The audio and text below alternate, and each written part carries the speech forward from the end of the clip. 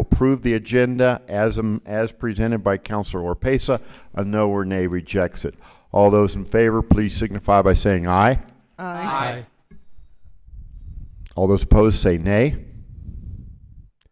And we have 9-0 passes. All right. At this point, a few comments by myself. Ladies and gentlemen, as I said earlier, welcome to our new location. This is will be the permanent location for the City Council meetings. This is our first meeting in this location. We had hoped to have some technical issues ironed out yesterday afternoon. As you all know, the power went out, and that did not happen. Some of our equipment is not working, and so it will not run as smoothly as we would like, and I apologize for that. We will strive to do better. At this point, I'm going to ask all of us, myself included, because I will forget, to silence your cell phones. All right. Councilor Sanchez alluded to this, but we will have a long agenda tonight. Many of you have not been here before, and I would encourage, if you don't mind, stick around, because you're going to see a lot of interesting things. But as Councilor Sanchez also alluded, we will have a couple of items which have impact on passionately held beliefs. That's okay. That's fine. This is a meeting of the governing body of the city of Roswell. And as you can see, there's 10 positions for city councilors here. This is the largest city council in the entire state. There is a full spectrum of beliefs and attitudes up here. They represent you. There will be some people who will say things you do not like. There will be some people who will say things that you do like and agree with heartily. But for us to function as a governing body and deal with all the other items that are coming up on this agenda, we need to do it in a way in which we keep it professional.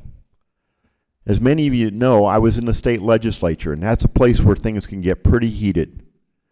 But we always, on the floor of the House, maintain a level of decorum and propriety.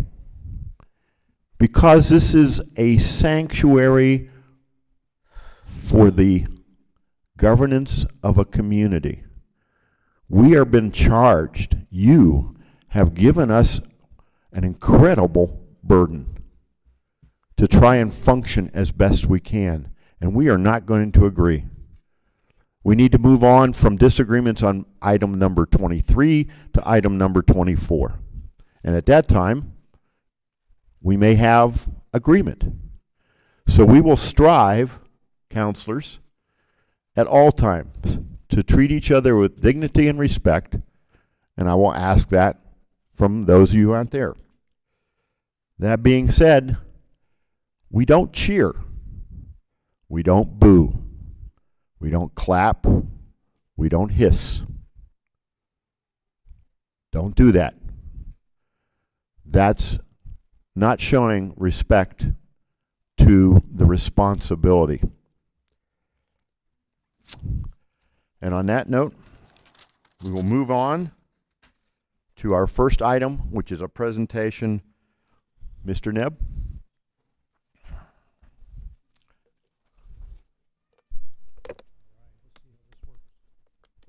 Not real well, right?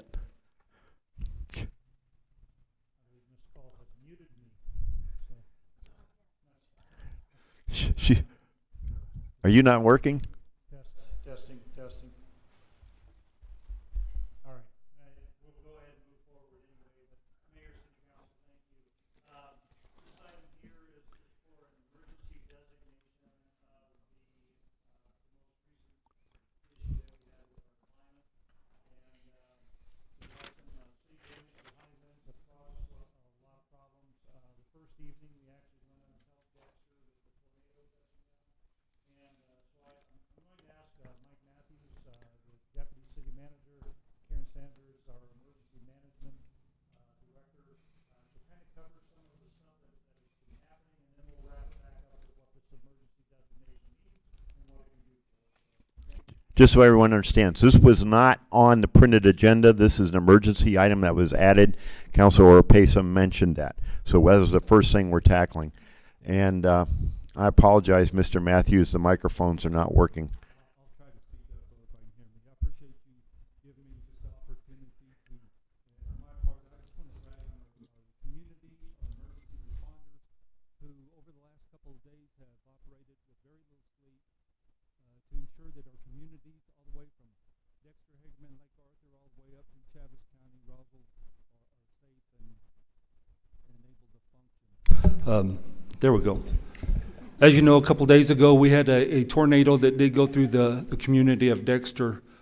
Myself and the emergency manager was actually out at the time. We issued the alarms to go off. Fortunately, we installed a couple, or actually 3 sirens down in the valley this last year. So we were, or 5 sirens, I'm sorry. We were able to do some early notification, which was very beneficial in that community. Once Roswell cleared up, we headed down to Dexter, and we got there shortly after that tornado went through there. We were able to assist the community there with getting resources from Roswell. Of course, Chaves County was already on scene, and got a command post, Red Cross, got people in shelters, fed, and taken care of for the night. Many of those resources are still down in the valley there, and will continue to be there as long as the need is present. Locally, our event happened the next day, as you know, the windstorm. Currently, we are going through a process of identifying all the damages that we have across the city on our city facilities. As of right now, a very rough estimate is we got probably about $260,000 in damage to some roofs and fencing, of course, trees blown down. So we'll be getting a better number on that. Ms. Sanders will talk to you briefly about why this is so important tonight, what we're doing, and where we go from here as far as the proclamation goes. Good evening, Mayor and members of the council. So what we're going to start off, I'm just going to do a really brief overview. So the most important thing that we need you guys to do tonight is do the local government needs to issue an emergency disaster declaration. So the Chaves County Commission has completed theirs and we've submitted it, and we are requesting that you do one for the city of Roswell. So once that's done, we'll submit it up to the state EOC, and that sort of starts the ball rolling in this whole process. The second requirement is that we do local damage reporting, and so that's providing information to the state Emergency Operations Center and the recovery unit, which I've been doing. That information comes through emergency management. The third step is state preliminary damage assessment teams. They came down yesterday and viewed the damages in Dexter, so they have a pretty good idea of what was down there, and we will probably have them come back, since we had our high wind event yesterday, we'll have them come back and look at the city damages. So I expect them to come early next week. That helps us identify applicants to apply for assistance. So there's a couple of different kinds of assistance. There's state assistance, which reimburses us at 75%, but we have to meet, one of the requirements is trying to get close to or meeting a threshold, which is $248,138. There's also federal assistance, but the state as a whole has to qualify for that. So other counties that were affected by this storm will also be getting their information to the state EOC to see if we meet that threshold, which is much higher. It's probably around $4 million. So the state EOC is just trying to gather information at this time to see what we might qualify for. When we're seeking reimbursement, we're primarily seeking it in a couple of different categories, which are for emergency work that was done, primarily debris removal and emergency services. So that's sort of where we are at in the process. We have a long ways to go, but you taking the first step of issuing the emergency disaster declaration is the first step to get it rolling for the city of Roswell. And I'd be happy to answer any questions that you have. All right, councilors, I don't think the request to speak works, does it? Try it, Councilor Grant. It's not showing up on mine. Is it showing up on yours?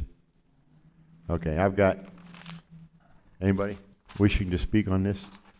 I want to just say a quick few words. I did get a phone call from the governor last night expressing interest in what happened here. She was very gracious, very polite. She recognized our serious political differences, but she was also very supportive of the community. I also want to brag on the Roswell first responders. These people do not recognize the line called the city limits. They don't stop at the edge. I have no idea where they will stop, maybe the end of the earth, but these folks respond to people in need regardless, and I am incredibly proud of them. And Chief somewhere out there, thank you for what you do. All right, a word of applause for our first responders.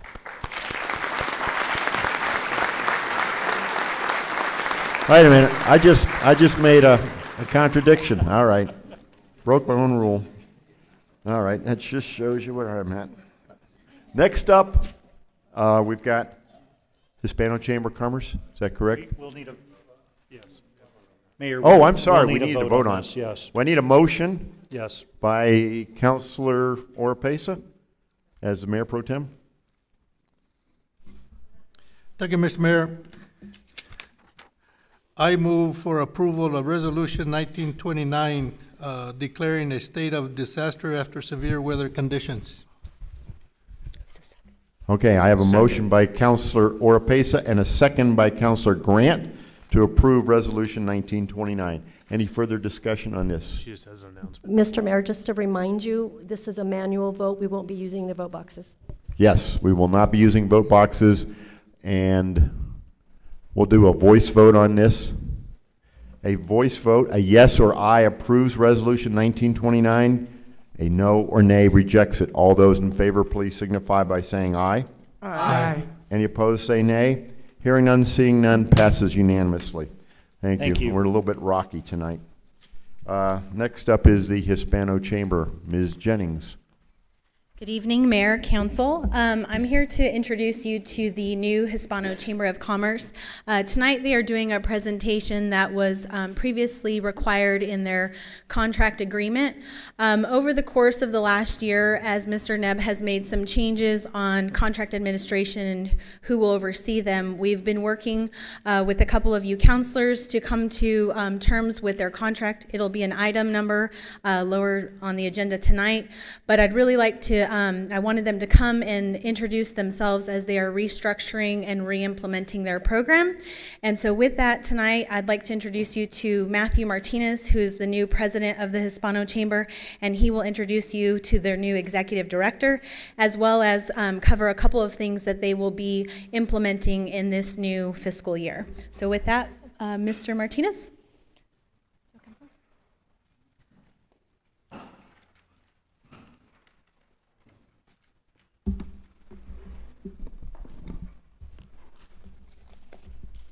Thank you, Juanita, Mr. Mayor, and members of City Council. My name is Matthew Martinez, president of the Roswell Hispano Chamber of Commerce, and I want to thank you for the opportunity to present a brief overview of our organization.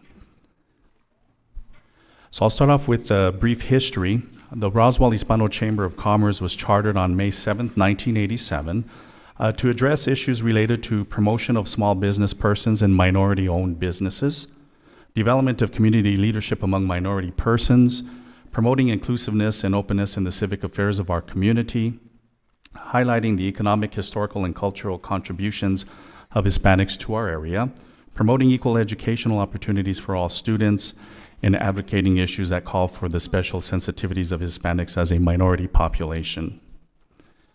Our mission is to promote and develop economic, cross-cultural, and social growth. Our vision statement is the Roswell Hispano Chamber of Commerce is known and recognized as the premier resource in commerce and community growth. I would like to introduce you to the Board of Directors of the Hispano Chamber of Commerce, some of whom are present this evening. They include Alejandra Martinez, who is our Vice President, Alex Urquides, who is our Treasurer, and Veronica Arias, who is our Secretary. Board members, Alice Palma Armendariz, Oswaldo Nava, Sandra Quintero, and Manuela Ramirez. I am happy to share that we recently hired our executive director, Mr. Marcos Nava, who started March 1st. He has many years of community engagement experience, 30 years executive experience with the Boy Scouts of America, and Mr. Nava is a visionary. He too is here this evening and will have a few words right after my presentation. The Hispano Chamber has been going through some reorganization. Our board has truly been a working board that has been engaged in rebuilding our organization and re-engaging our membership and community. Our two milestones, the election of new officers that took place July 26, 2018, and our most recent hire of our executive director, March 1st, 2019. Part of our process has been ongoing through chamber office and file review, board work sessions, member re-engagement, brochure development, looking at web development options, and of course, event planning. Our activities include participation at the 3rd Annual Go Latinas Conference in August of last year, participating at the Casa Winter Wonderland in November of last year, and this year we took part of the Eastern New Mexico University Roswell Campus Chambers Building Bridges Forum, participated at a Roswell Independent School District Multicultural Steering Committee meeting, and had a scholarship meeting with a representative from Roswell Independent School District. We hosted our first networking event, referred to as a tardeada, on February 14th, 2019, and we continue supporting and sponsoring the Student of the Month program. We are currently working with the Roswell Chamber of Commerce with our Cinco de Mayo planning and the Rise Over Roswell Balloon Rally, partnering with Roswell Main Street, Eastern New Mexico State Fair Board, and Leprino as we get ready to celebrate Piñata and Chili Cheese Fest later this year. So with that, as we continue on our community events, the weekend of May 3rd through the 5th, our partnership with the Roswell Chamber of Commerce will include us taking on the Cinco de Mayo and combining that with the Rise Over Roswell Balloon Rally. We've had multiple meetings with Roswell Chamber of Commerce representatives. Piñata and Chili Cheese Fest, again, a partnership with Roswell Main Street and the Eastern New Mexico State Fair Board in Leprino. This year will be a combined event. We're looking at September 27th and 28th on the fairgrounds of the State Fair. We are working on introducing El Día de los Muertos to Roswell, and that would be on the weekend of November 1st. If you're not familiar with Día de los Muertos, it's Day of the Dead. It's a holiday celebrated by people of Hispanic heritage. Its significance, its prayer and remembrance of friends and family members who have died. We're planning a one-day event as we explore this Día de los Muertos. So we remain focused on redevelopment that includes our programs, reintroducing our workshops with a focus on business development. The cultural aspect is important. Participating at speakers bureaus throughout our community through civic organizations and boards. Our partnership development, we need to further strengthen that with the SBA, Small Business Association, ENMUR. Of course, we've continued and will continue to work with the Roswell Chamber of Commerce, Roswell Main Street, EDC, and other civic organizations and boards. Of course, re-implementing our business networking activities, the tardeadas. So with that, I thank you for your time, and at this time would like to introduce to you our new Executive Director to say a few words, Mr. Marcos Nava.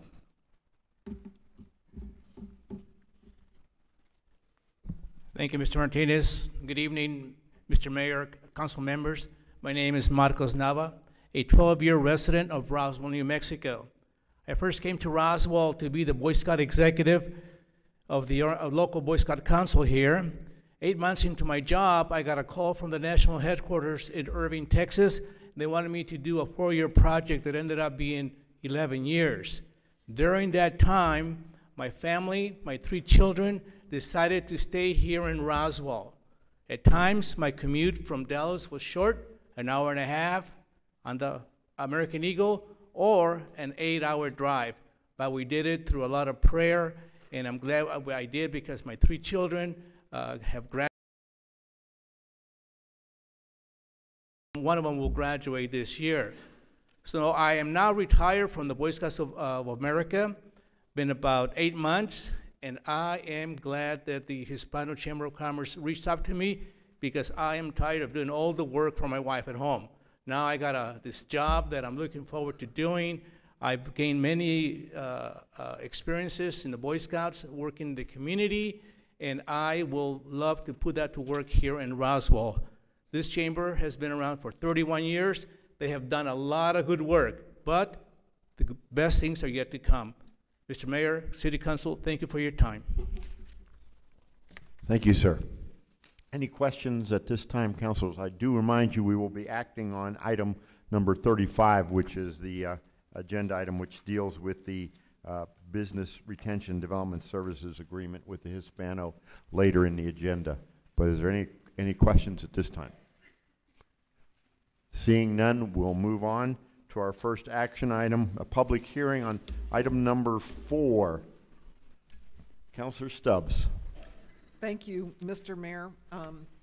At the recommendation of the Legal Committee at a vote of 3-0, I move to approve ordinance number 19-02, modifying the City of Roswell zoning code by including new zoning districts and additional text amendments allowing for any Scribner corrections. I have a motion by Councilor Stubbs.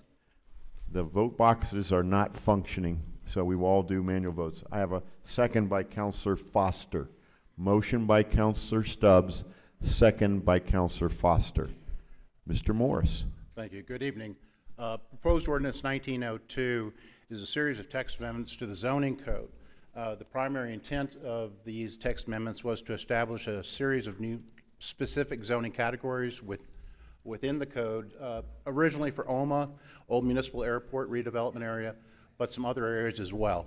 It was also intended to provide for design guidelines for the Old Municipal Airport redevelopment area. We wanted to make sure that annexation section was clear and more consistent with state statutes. And we wanted to try to address some everyday concerns that we came across in our dealings with the public on a regular basis. The primary new districts that were established consisted of a residential very low. We have a residential rural suburban, which is our very low, but this would fill in the gaps.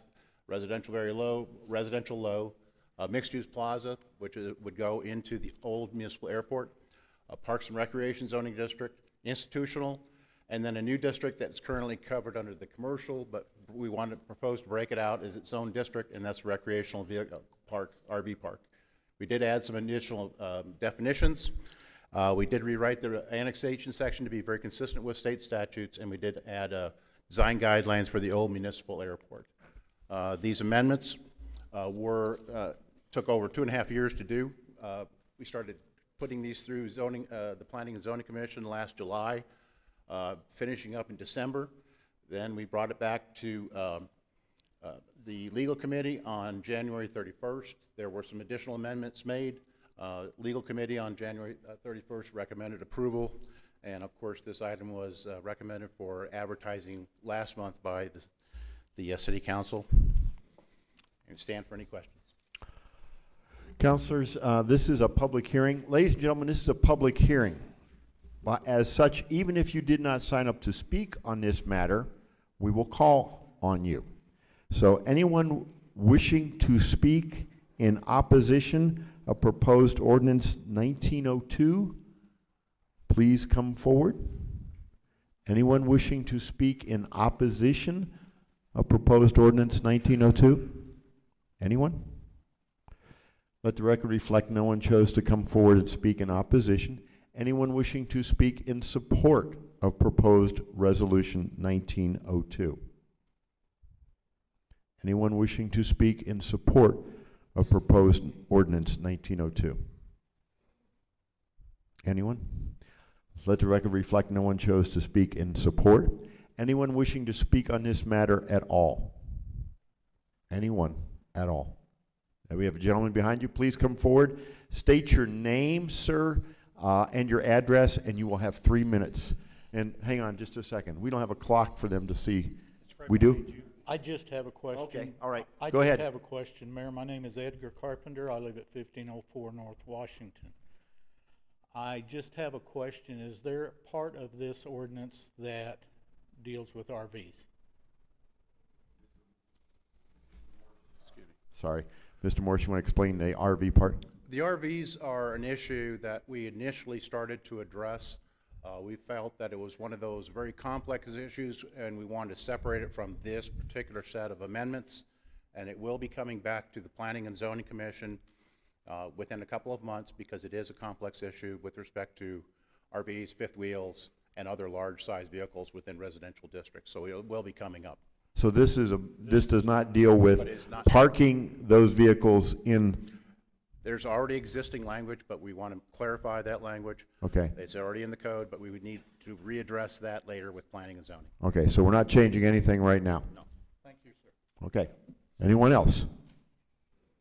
All right, council? And counselors, just so you know, my screen here that indicates you want to speak is not functioning. So I will strive to have a swivel head.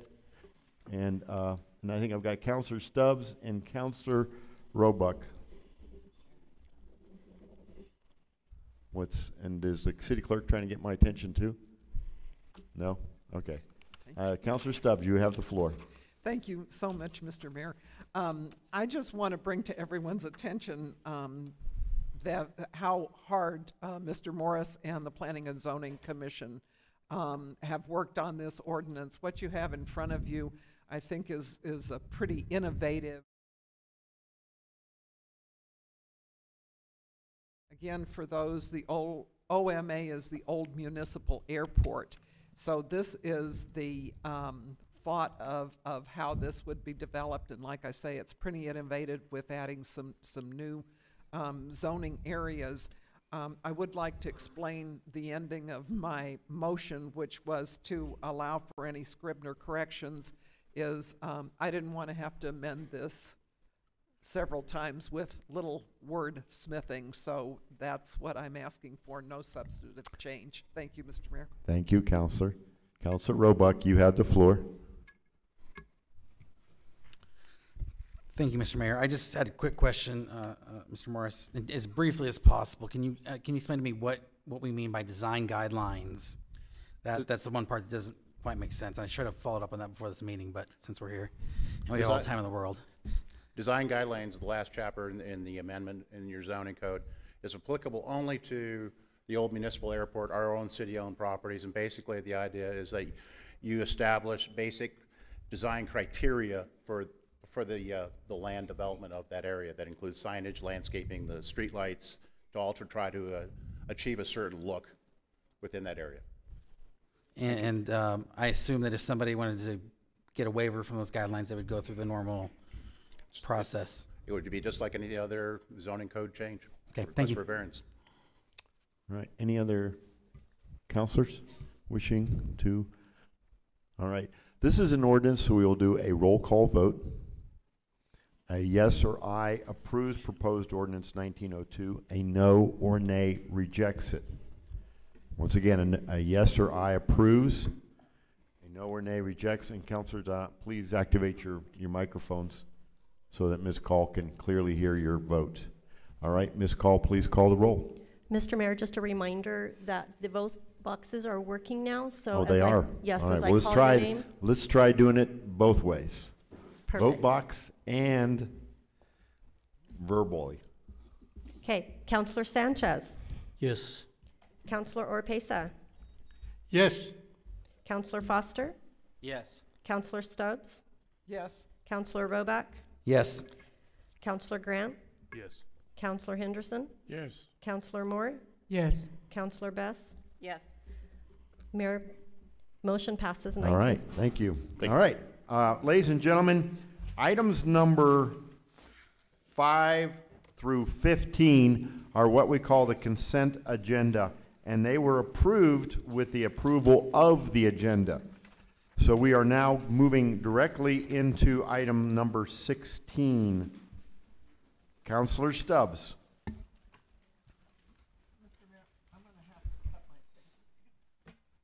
All right, you sound like a personal problem. It is. Go ahead. It's You fine. have the floor, Counselor. Thank you, Mr. Mayor. I appreciate this. This is at the recommendation of a vote of 3-1 from the Legal Committee.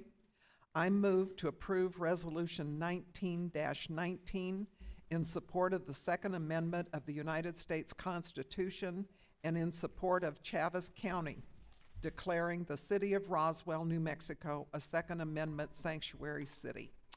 I have a motion by Counselor Stubbs and a second by Counselor Foster to approve proposed resolution 1919. Mr. Mayor, Holloman. May I ask the council to please hit their vote boxes on their motion and their second? Oh, is that showing up over there? Because it's still not showing up here. Right, we can see it. Okay, so we're good with Stubbs and Foster. Is that correct? All right. I apologize, ladies and gentlemen. I'm blind up here. I cannot see what they see, so I don't even know if they're seeing it. And we'll strive to get this done as best we can.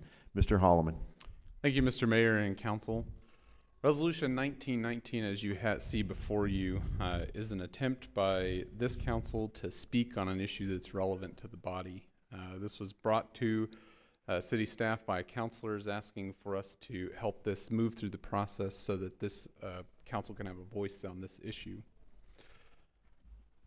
It currently addresses several items that are being considered at the state level, and it could also be applicable to some considerations that are being heard on the federal level. It really has three goals in this. Number one is that it declares the city of Roswell a sanctuary city for the Second Amendment. Second thing is that it supports Chavez County's declaration. They made a similar resolution, I believe, 2 weeks ago. Third thing it does is that it would state the opposition to any unconstitutional regulation of constitutional rights. And as you are aware, those rights appear both in the federal Constitution and in the New Mexico State Constitution. And as Councilor Stubbs said, this is based on the approval from Legal Committee, 3-1. It's meeting in February. Okay. All right. Thank you. Councilors, we have some folks who signed up to speak on this. Ladies and gentlemen, the way this works, if you signed up to speak, you will speak. You will be given the opportunity to speak. To move this along, I will ask for the first three individuals who signed up to come up and form a line behind the podium. After the first person gets done, I'll call for another person to join the line and move through. We will ask you to state your name and your address for the record. And then I will also ask you to consider this is please, if somebody says something that you had planned to say, I agree with that person. Tell us something new. And without any further ado, I have Mr. O.L. Adcock, I have Jason Perry, and Karina Jagar. In that order, please. Mr. Adcock, show them how it's done. You got way too much confidence in me, Mayor. You've been here before.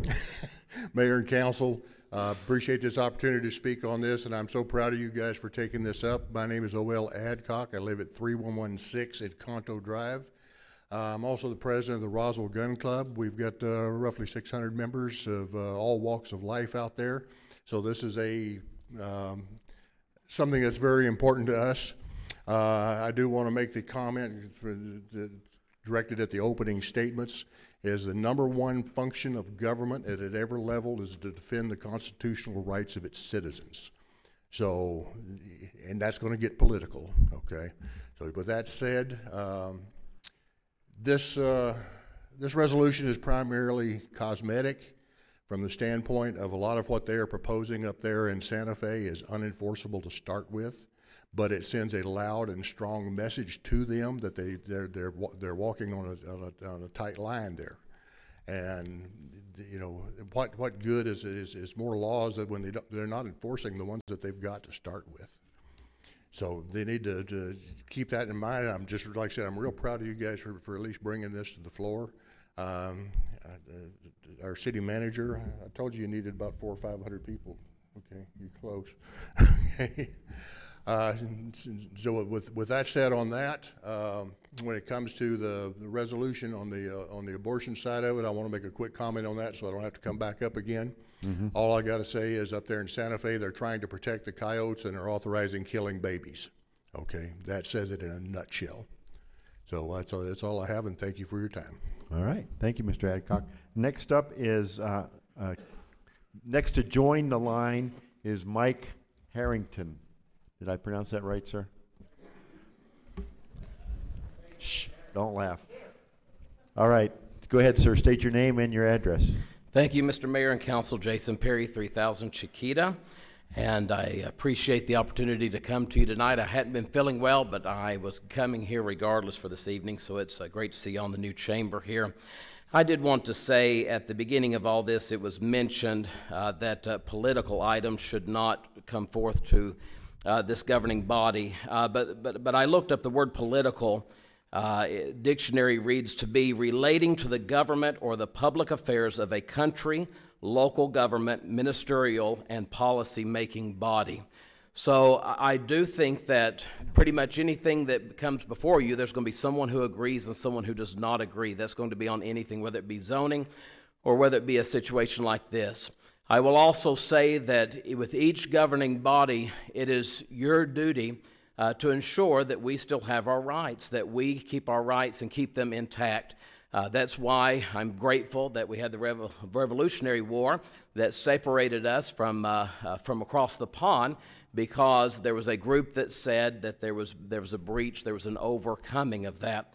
So I just want to encourage y'all this evening that as other governments, whether they be higher, start making laws that start to infringe upon our constitutional rights, that does not mean that this governing body needs to just sit still and wash their hands as Pilate did in the scriptures with the blood of Christ. It is your job to stand up and say, no, we do not agree with this, and we want to defend the rights of our citizens that live within our areas. I want to commend and thank Councilor Foster for bringing this forward. I really do appreciate that, to bring this to everyone's attention. And I just want you to know that any time that even just a small amount of our rights, when we're talking about these gun rights especially, anytime just a small amount is taken away, it just keeps going away, and it keeps going away until you finally get to where there's more taken away. This is the same way that things started in Germany under Hitler, with just a small removal. We're going to take care of things. And we all know how that story ended. I am just asking you to stand behind our local sheriff, to stand behind our local law enforcement, and allowing them to take care of laws that can be taken care of, and keeping our citizens safe, and letting our state know that we're going to stand against anything that comes up that is unconstitutional. Thank you. All right. Thank you, sir. I will ask Jacob Casey to please join the line. Ma'am, please come forward. Council, Mayor, my name is Karina Yeager, 205 South Lee, Roswell, New Mexico. I hail originally from across the pond, and I have a story to tell from there. My mother, at age 95, was storing my father's precious guns. My father was an avid hunter and a fisherman. Now, I happened to be visiting at that time in Finland. My mother calls me. I was shopping. There's a policeman at the door, and I don't understand what they want. I said, okay, Mom, I'm coming. I found the policeman pretty much ready to break into the apartment where my mother stayed and was living. She was behind several locks. And I asked, what are you doing here? What's wrong? What has my mother done? And they said, well, she's storing these guns. I said, I have no idea what you're talking about, but, you know, I'm letting you in. My mother at 95 was a fragile old lady, quite shaken. The policeman said to her, where are the guns? My mother said, well, I'm going to show them to you, because they asked me first, but I said, I have no idea what this is about. And so they took my father's 3 guns that my father had left there. He had passed away at that time. And I called my brother, who was out of town at the time. My brother couldn't do anything. The police took 3 guns, 3 rifles of my father's hunting rifles. And in spite of our continuous efforts to retrieve those guns from the local police, we never got them back. At that time, I thought, well, I'm so lucky to live in the United States of America with the Second Amendment and in the Constitution, the Bill of Rights, due process. What was the due process in this? She was not notified beforehand of anything. And how can she be deemed a danger to the society when she couldn't even lift the guns, you know? So there is a very dangerous precedent here in Europe, what happened in my own native land of Finland. So I really encourage and support the Chavez County resolution in support of the Second Amendment of the United States of America. And also I support declaring the city of Roswell a Second Amendment sanctuary city to protect our citizens here. So thank you very much. Thank you. Next up, I'll ask Molly Boyle to join the line. Sir, state your name and address. I am Sheriff Mike Harrington.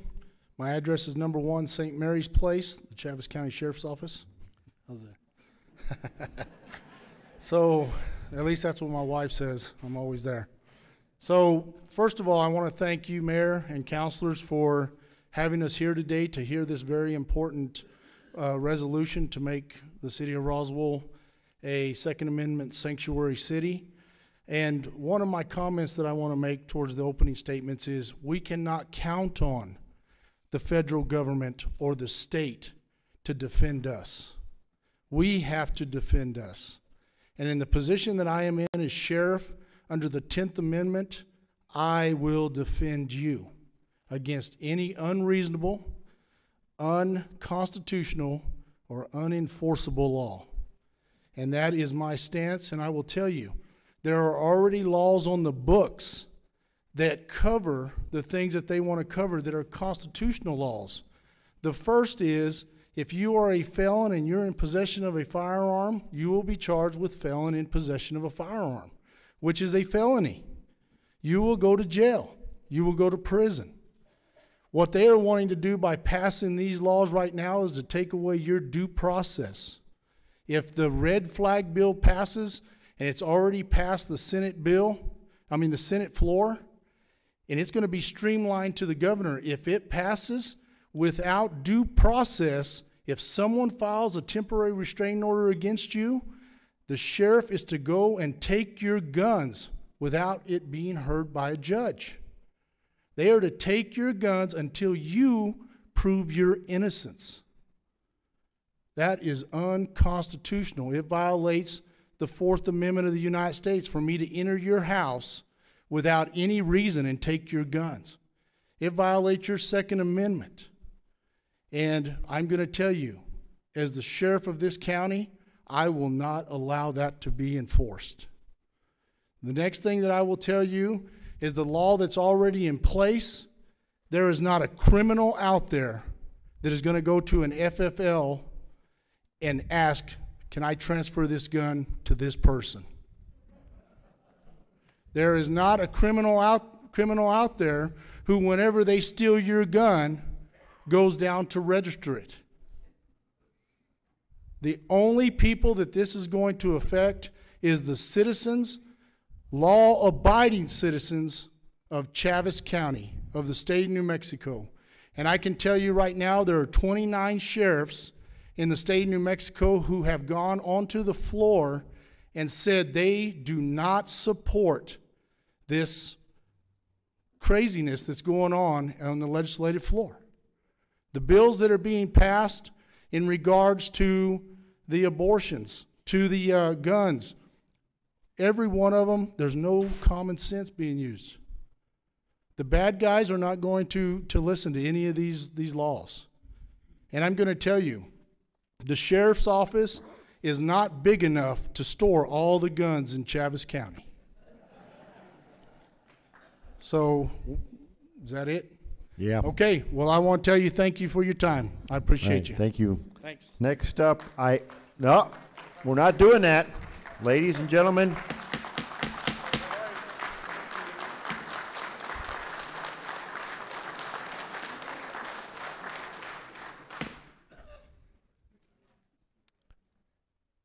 Chief, Lieutenant, what happens again, we're clearing the room. This is not the way we conduct business. We maintain decorum because there's going to be other people who have different opinions. Doesn't mean we have to accept them. We just behave in an orderly manner. Sheriff, I expect you will assist our folks in enforcing our rules. Is that correct?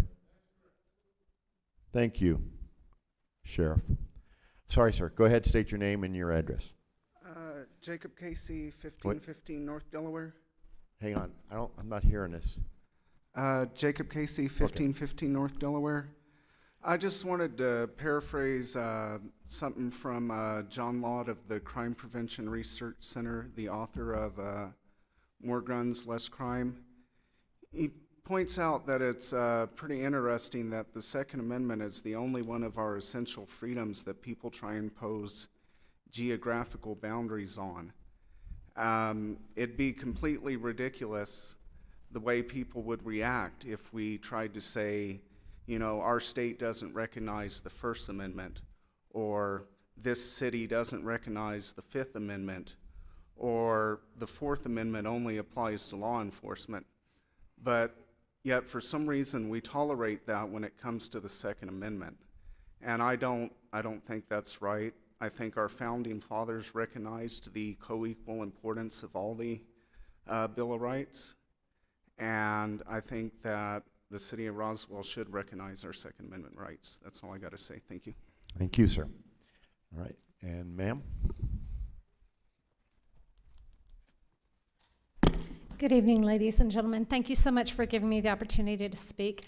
I won't be long. I just wanted to reiterate, you know, our Second Amendment is to protect us from a tyrannical government, but it's also to protect our homes. I have a family. I'm many times at home alone.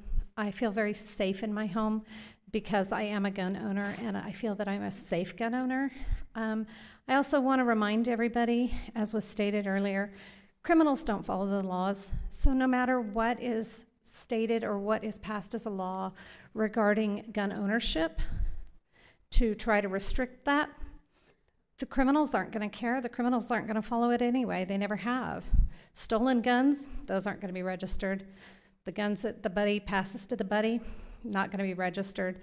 So ladies and gentlemen, I do ask that you go ahead and make Roswell a sanctuary Second Amendment city. Thank you. All right, thank you. Oh, I'm sorry, I did not state my name and address. Molly Boyles, 601 Tierra Brenda. I'm so sorry. Thank you. That's okay. Thank you. Appreciate you helping out. All right, ladies and gentlemen, that exhausts the list of those who signed up. Counselor, we're going to go to questions and comments from the council. I do want to do one last thing, though, because of the large number of people here. I'm going to ask for a show of hands, because I honestly expected a lot more people to sign up to speak. If you are in support of the proposed resolution 1919, would you please raise one hand? All right. You want to get a picture of that? All right, keep them up. We're getting some photographs taken. Quickly take the pictures. Thank you. All right. Anyone who is in opposition to proposed resolution 1919? All right, we have some folks here. Thank you. All right. Now we're going to the council. And I apologize, this is not working that lets me know who wants to speak. Councilor Oropesa, you want to start us off?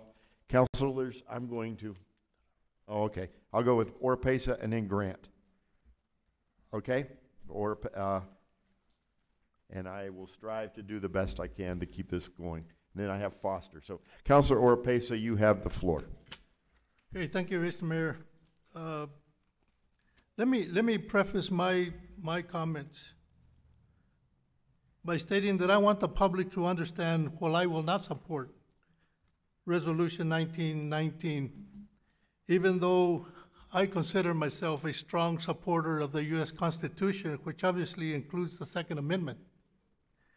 In the New Mexico Constitution, and by default, the federal laws and state laws respectively. I believe that as a veteran, I have earned the privilege of voicing my support for the Second Amendment. After all, I voluntarily took an oath when I was inducted into the United States Army on January the 21st, 1970. And that oath, which I have right here,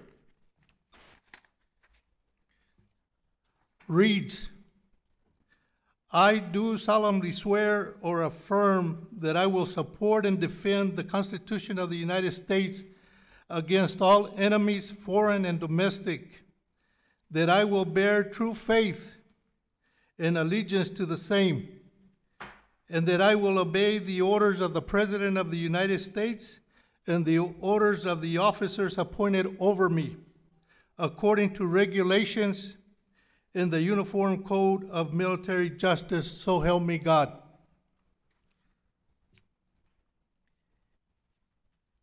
And throughout my military career, I have lived by this code. As a matter of fact, every time I enlisted every 4 years, I read the same oath. And to me, they're not just words.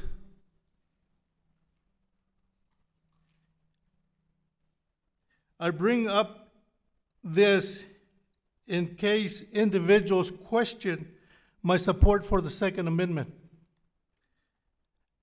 And with that being said, let me address my reasons for not supporting the resolution. And so, starting off, I would like to ask a couple of questions to our legal personnel. If I can, Mr. Mayor. Yes, Mr. Holloman will respond to your questions. Mr. Holloman? Yeah, the first question that I have, or a request, for the sake of the public, can you tell us the difference between a resolution and an ordinance? An ordinance is the equivalent of like a state statute, where these are the rules and the laws that the, can you hear me now? There we go. The rules and the laws of the city, these are the things that are enforced by police officers. A resolution, the best way I can think of it is the way that this body speaks as a whole. So a resolution is the opportunity of the governing body to speak, to say something, to have a voice. So does a resolution have any teeth? A resolution is not enforceable like an ordinance would be. A violation of an ordinance can result in a citation. A violation of a resolution cannot. And in your professional opinion, when a law is passed by the state of New Mexico, the city municipalities have the option to accept or decline said law?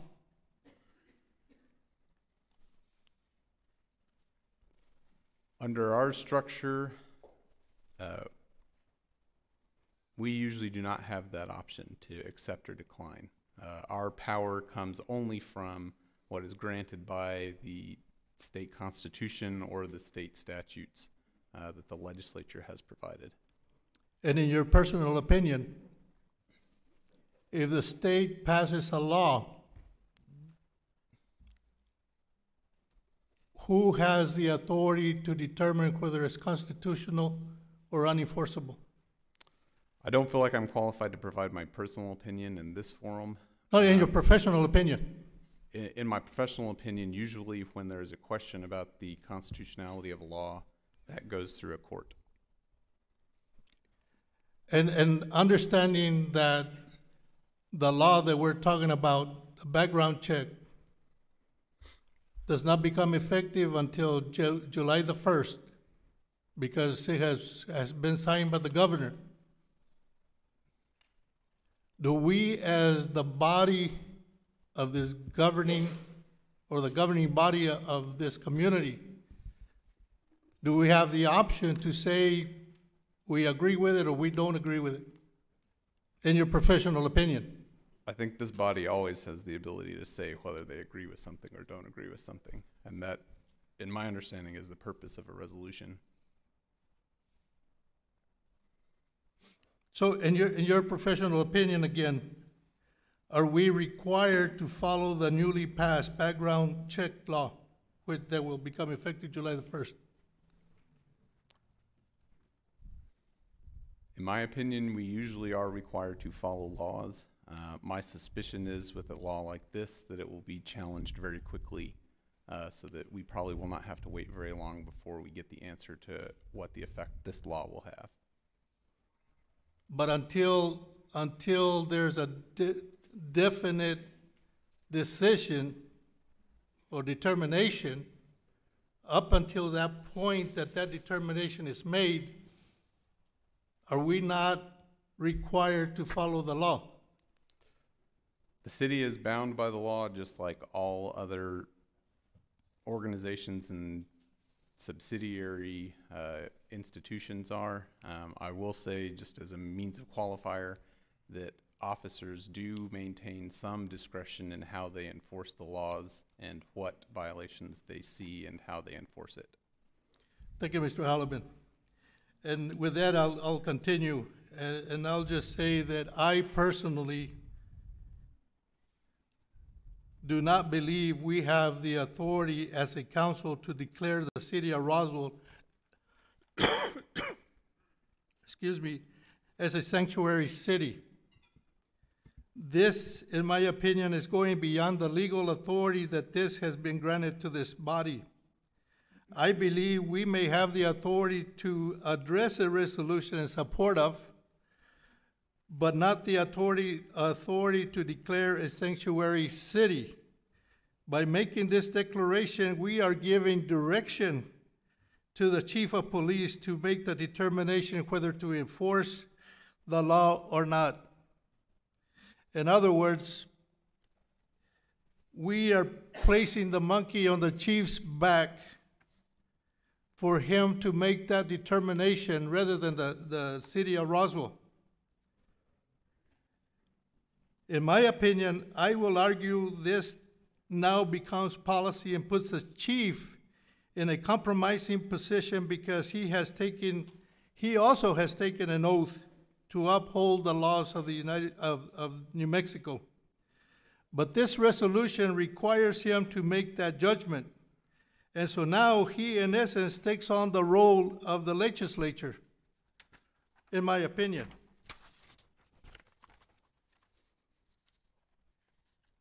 I, as well as every single counselor up here, took an oath when we were elected, and that oath states to support the Constitution of the United States, the Constitution of New Mexico, and I will underscore, and the laws of the state of New Mexico, and to faithfully and impartially discharge the duties of said office to the best of my ability or our ability, so help us God. And I will tell you, I take my oath very seriously, and I intend to discharge my duties as such.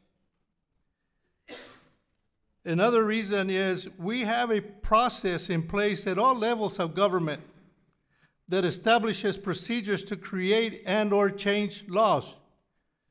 These procedures could affect federal regulations, the Constitution of the United States, the Constitution of the state of New Mexico, along with state and local laws, and should be adhered to. Generally, the party in power at the time for the most part, determines what these laws will look like.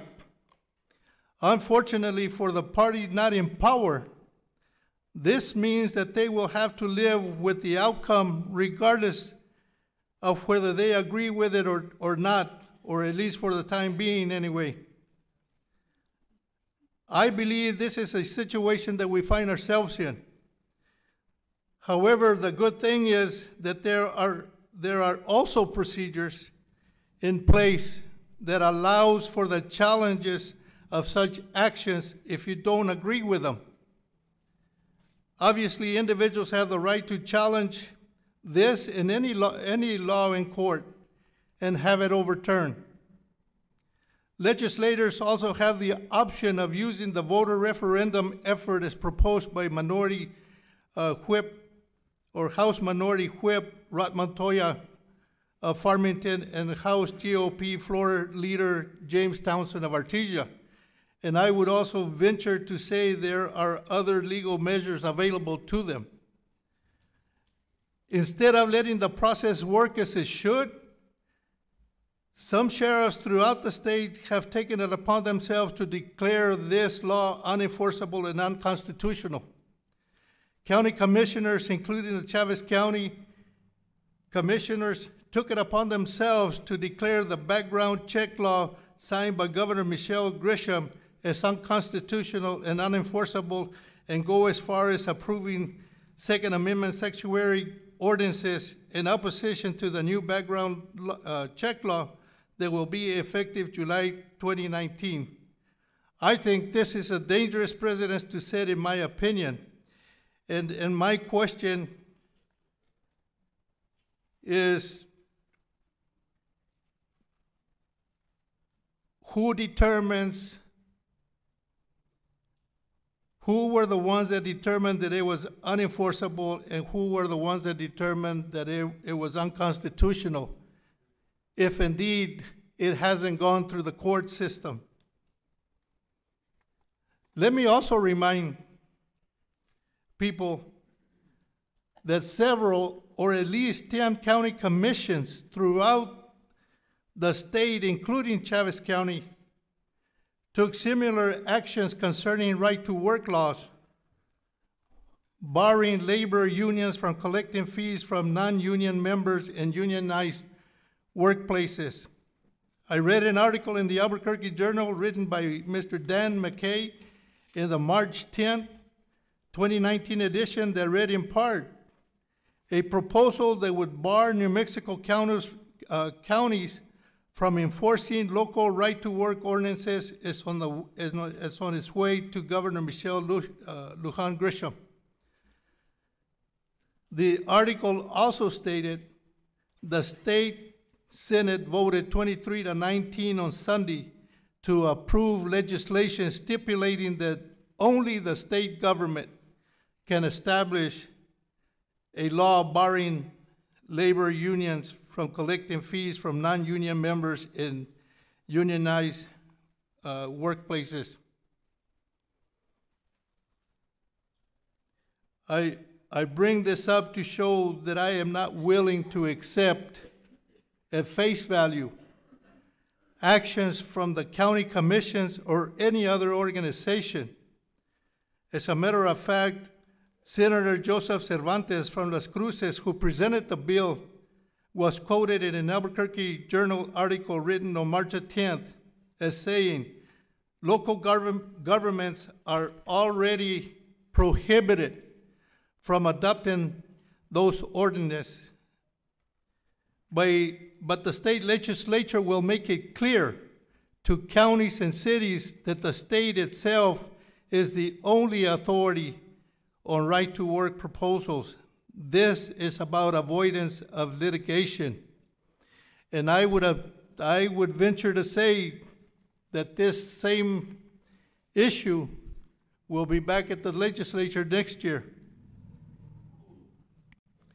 So I guess sometimes we just have to be careful what we wish for. Based on information that I have read, 25 counties have passed Second Amendment sanctuary ordinances. However, the three most populous counties, Bernalillo, Doña Ana, Santa Fe, have not joined the other counties. According to an Albuquerque Journal article published on March 7th, it states in part, although most sheriffs oppose the gun background check bill, some law enforcement agencies, including the Albuquerque Police Department, support it. Albuquerque's Chief of Police, Michael Geyer, was quoted by the Albuquerque Journal stating, the new law, which will take effect July the 1st, will allow police officers and detectives to investigate gun listings to ensure the firearms involved were not obtained illegally and are not purchased by individuals barred from owning guns. There are a number of avenues we could use. The Albuquerque Journal also reported that District Attorney Raul Torres of Bernalillo County testified as an expert witness and indicated this legislation is on solid legal ground. According to another Albuquerque Journal article on March 8th, it states that as of 2017, New Mexico had the nation's 10th highest rate at 18.5 per 100,000 people of deaths caused by firearms, according to the State Department of Health data. Overall, New Mexico's rate of firearm deaths per capita has been consistently higher than the national average. I have read the bill that was signed by Michelle Grisham, and basically it creates a new section of NMSA 1978, and that new section is Chapter 30, Article 7. It is titled Unlawful Sale of Firearm Without a Background Check. The bill is not very lengthy. It's a 2.5-page long. And nothing in the language talks about or implies any type of infringement on the Second Amendment, or in any way, shape, or form, in my opinion, talks about or implies the intent of taking anyone's firearms away. Again, according to the Albuquerque Journal article published on March 8th, it simplified the intent of the bill. It stated, when it takes effect, the bill signed into law Friday will apply to nearly all gun sales, including those between two individuals. But the new law will exempt gun sales and transfers between close family members and sales between law enforcement officers. In this same Albuquerque Journal article, Senator Richard Martinez, who is the bill's primary sponsor from Española, was quoted as saying, "The crux of the legislation has nothing to do with the Second Amendment. It's all about saving life." At the legal committee that I attended, I heard a number of misrepresentations concerning this law, such as, this law will take people's guns away from them. Well, you know what? To some degree, that may be true. If you try to buy a gun and a background check is done, and you have other guns, then yeah, they're going to come and take your guns away. But if there's nothing in the background, then they won't do anything to taking away the guns from them. Another comment that I heard, my wife cannot use my gun unless I run a background check on her. And there were some other comments. And all these comments are misrepresentations and over-exaggerations of the facts.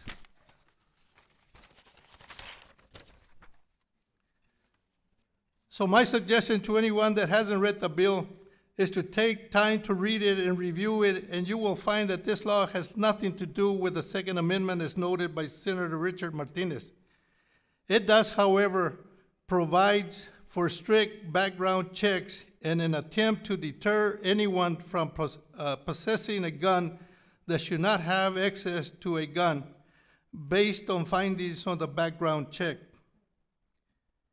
And lastly, let me say that New Mexico will be added to a list of roughly 20 states that have passed similar legislation.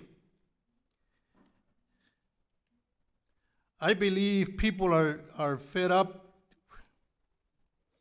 with the taking of so many innocent lives that legislators throughout the nations are hearing the outcries of individuals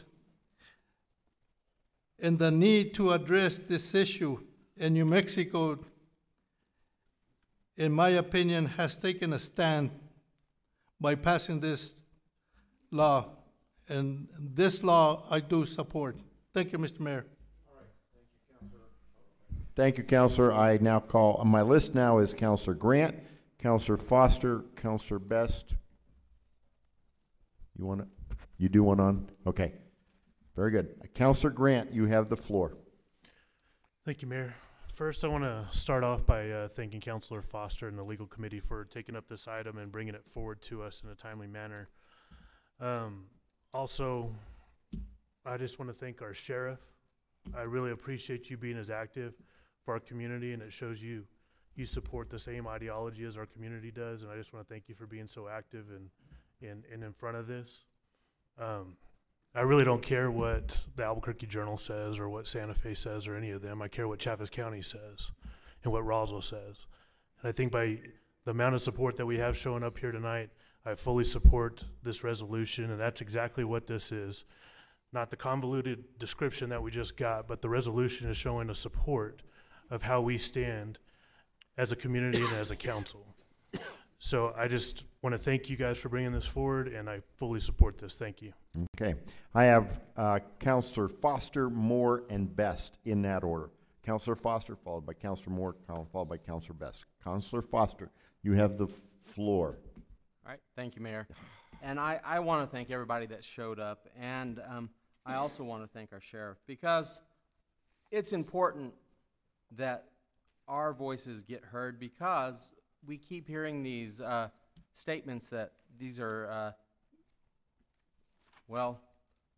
that these gun laws make sense. But when an unenforceable law, which I did read the law, and I was the one that said, at the legal committee, said that I could not hand it to my wife, because at the time, the amendment that changed it, the family transfer, was not in the bill.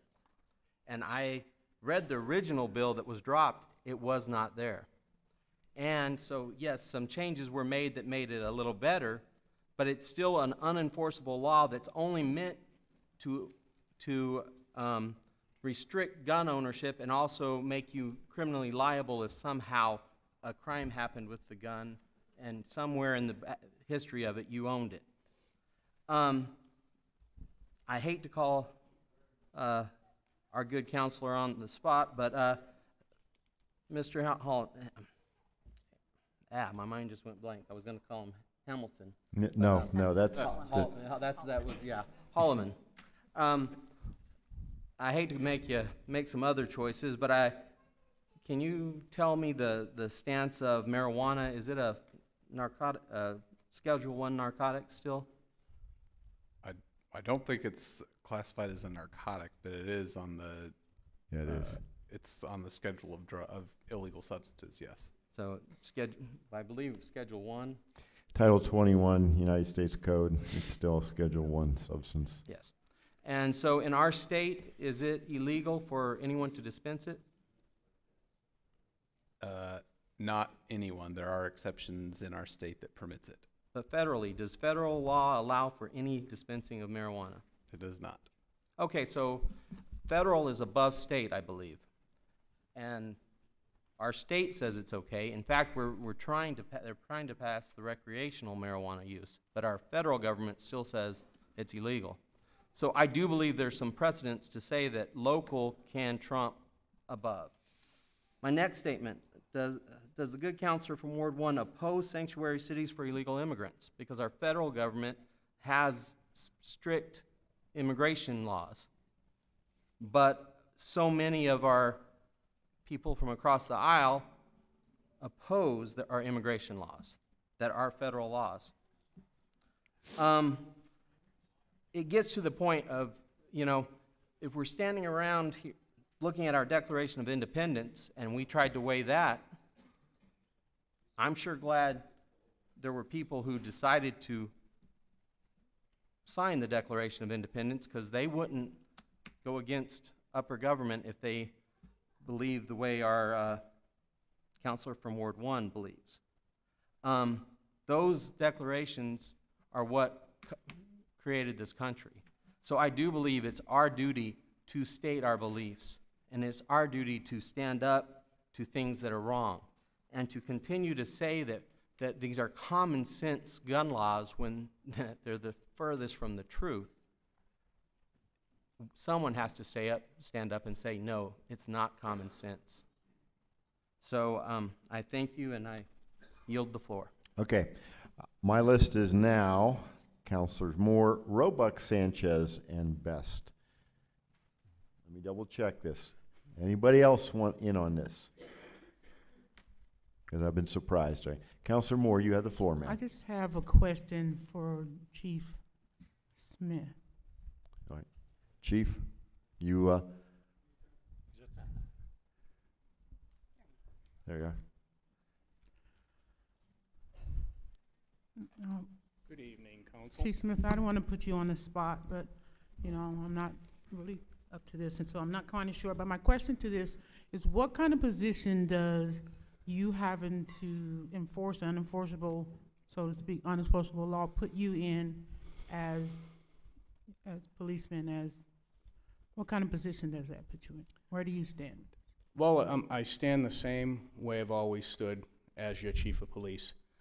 I look after the safety of the personnel on the police department, and we're going to take care of the community. When you have a law like this which affects, well, the background checks are just, puts a lot of weight on the legitimate gun owners. How we would enforce that, I don't know, because we're not going to be involved with an individual gun sale. And somebody could cross the state line to buy over there if they wanted to get around the fees. So that's unenforceable, kind of from my perspective. That's not the thing I'm more concerned with. The thing I'm concerned with is these laws state that you have the right to go into somebody's house based on not a lot of corroboration and take somebody's weapons. I think you're running a safety issue along with depriving somebody of their due process, also violating their Fourth Amendment. And my position would be that we're going to still establish corroboration before we do something like that, and we are still going to get a warrant from a judge. We are not going to kick somebody's door in. I'm going to do safety first. It's always going to be my position. So they can do what they need to do up there, and I'm not telling you I'm not going to follow the law, but I'm going to tell you safety first and discretion will prevail. Thank you. All right, thank you, Counselor. I have Counselor Roebuck, Sanchez, and Best, and that concludes my list. Counselor Roebuck, you have the floor. Thank you, Mr. Mayor. Obviously, this is in reaction to what's going on up in Santa Fe right now. However, I don't understand what the problem is really, because this particular, if you've read what's before the council right now, granted its purpose is political theater and to create political influence, and that's whether that's appropriate or not, we can debate that or not. But certainly any law that the state passes that is constitutional has nothing to fear from this resolution that's in front of the council. It simply says that we will enforce laws that are constitutional. So if these laws are constitutional, they'll be fine. And if they're unconstitutional, they won't. And I don't see why we can't state that those things are important to us as a community. And I do appreciate all the folks that have come out to say what's important to them as well. So if these laws are constitutional, they have nothing to fear from this amendment. This resolution. This resolution does not specifically name anything going through the legislation previously, now, or in the future. There's no specifics like we're not going to enforce law X, Y, or Z. So I don't think that it's out of bounds. We're not trying to trump anything at this point. We're not saying that we're not going to follow the law. So that's sort of a moot point. That's all I need to say. Thank you, Mayor. All right, thank you, sir. I have Counselor Sanchez and then Counselor Best. Counselor Sanchez, you have the floor. Thank you, Mr. Mayor. I just have a thought. It's not the firearm that pulls its own trigger. These are individuals who have had their minds seared by what they have put in their hearts. If hearts are not changed, then guns will continue to be blamed. You know, we look at everything that's going on, but we do not look at really what the problem is. And just like I said, if hearts are not changed, then nothing's going to happen. Thank you, Mr. Mayor. Thank you, Counselor Sanchez. Counselor Best, this exhausts my list. Counselor Best, you have the floor. Okay, I'm going to need a little bit of help from our deputy and our sheriff. Since I've written my speech all day, I'm going to take my few minutes to make my point. You behave yourself. All of these have been disarmed and have zip ties on them. Thank you. So, don't have, you get the better one. Oh, I'm not done yet, baby boy.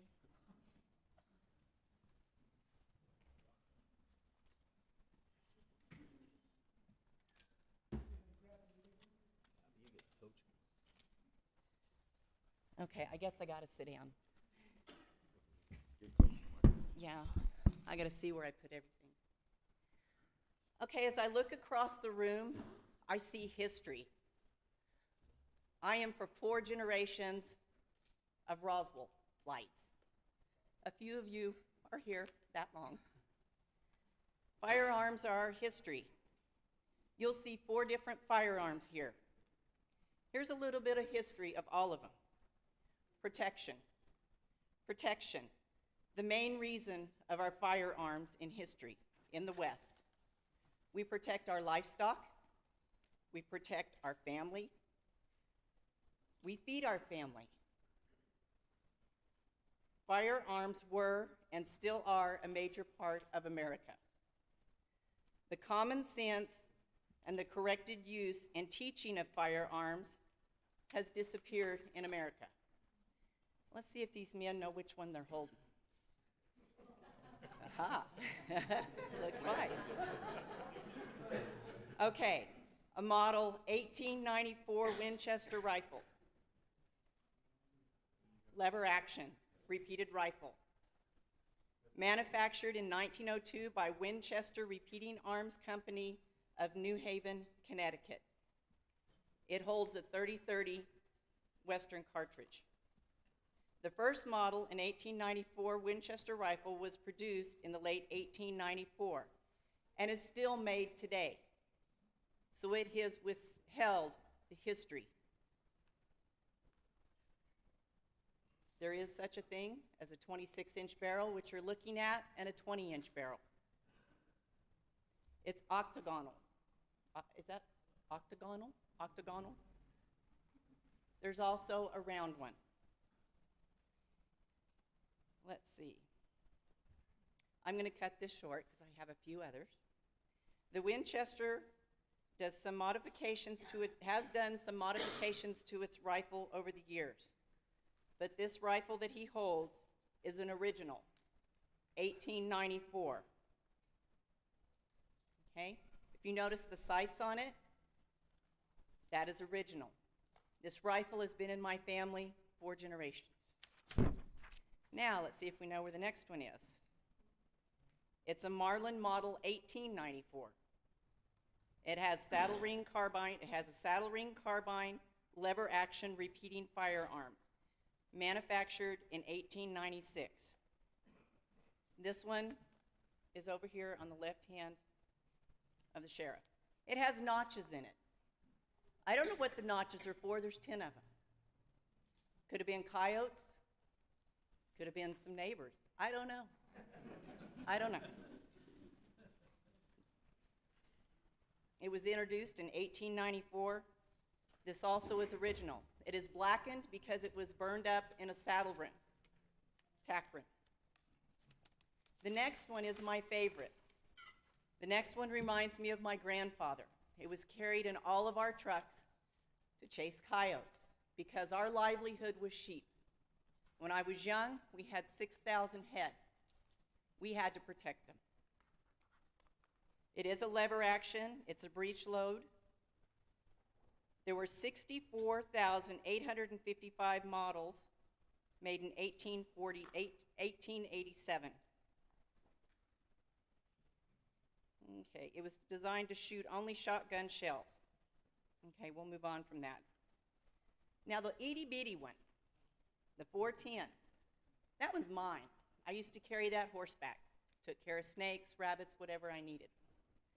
It is from Spain. It's not an American-made model, but guess what? It's here in America. It is from Spain. It's not an old one. Those will be out in the hall if anyone would like to look at them.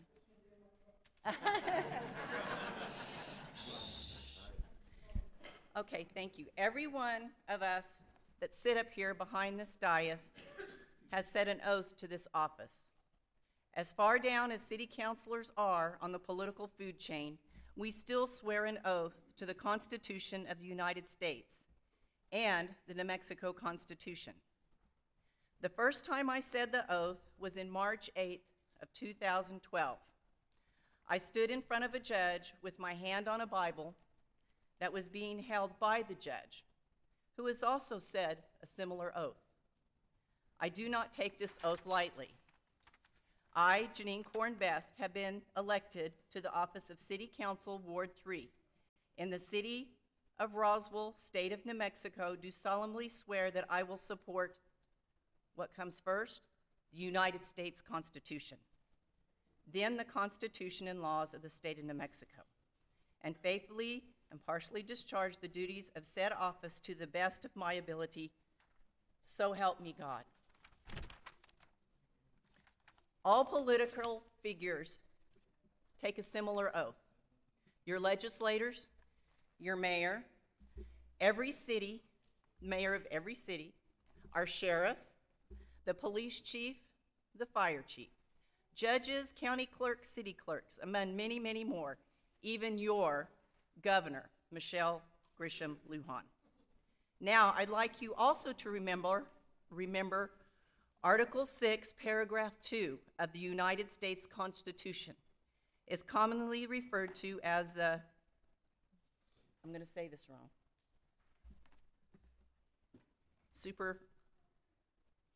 Supremacy Clause. Thank you. I don't know why I can't say that. Supremacy Clause. It establishes that the federal Constitution and the federal law generally take precedence over state laws and even state constitution. So this tells me that the United States Constitution trumps the New Mexico Constitution. So as a city councilor of Roswell, New Mexico, who has sworn an oath in front of God and the city for the people of the United States, above all else, will support the United States Constitution. I believe fully in the Second Amendment and the right of our citizens to keep and bear arms. Thank you. Thank you, Counselor. Thank you, gentlemen. I appreciate it. You want it back here again, or you can go out there? Thank you. Okay, thank you. All right, that exhausts my list of those wishing to speak. At this point, I'm going to call for a vote. This will be a roll call vote. Ms. Call? Roll call vote. A yes or aye approves Resolution 1919. A no or nay rejects it. Once again, a yes or aye approves Resolution 1919. A no or nay rejects it. Ms. Call, please call the roll. Counselor Sanchez? Yes. Counselor Oropesa? No. Counselor Foster?